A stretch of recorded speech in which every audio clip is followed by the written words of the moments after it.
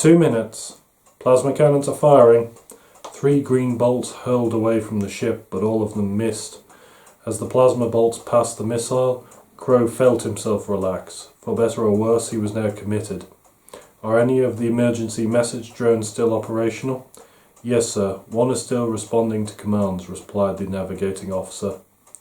Download our logs. If this doesn't work, launch it. Don't wait for the order, just use your own judgment, Crow ordered. Yes, sir.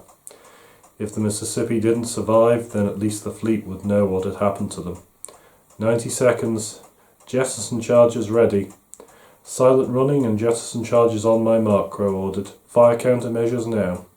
3 small chaff rockets blasted away from the Mississippi to explode 100 kilometers in front of the missile, laying down a glittering curtain of silver foil strips. Incoming Doppler radar. The missile adjusted minutely as it started to receive data from its terminal guidance system. Now, Crow shouted. 2 thumps echoed through the hull as charges severed the brackets holding the pod to the ship. The starboard side thrusters fired, pushing the ship away from the pod. At the same time, thin metal screens started to slide forwards, mostly screening the outlets of the engines and armoured shields closing over the heat radiators.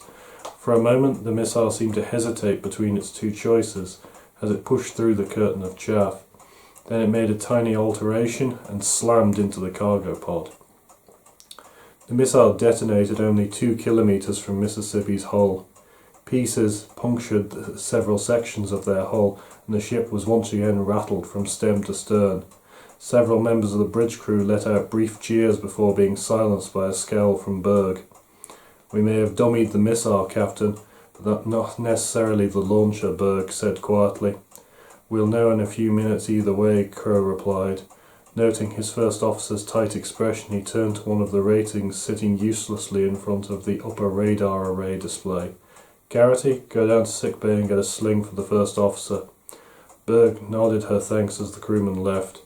Navigator, how long until we coast clear of the planet's mass shadow? Crow asked.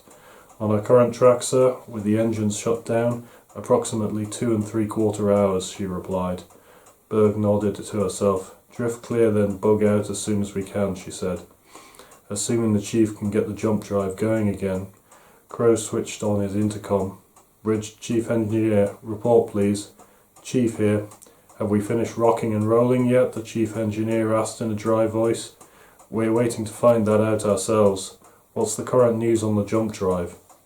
Luckily the circuit breakers protected the drive itself, but the motors that lower the control nodes took the full force of the overload, sir. They aren't just burnt out, each one's been fused into a solid lump.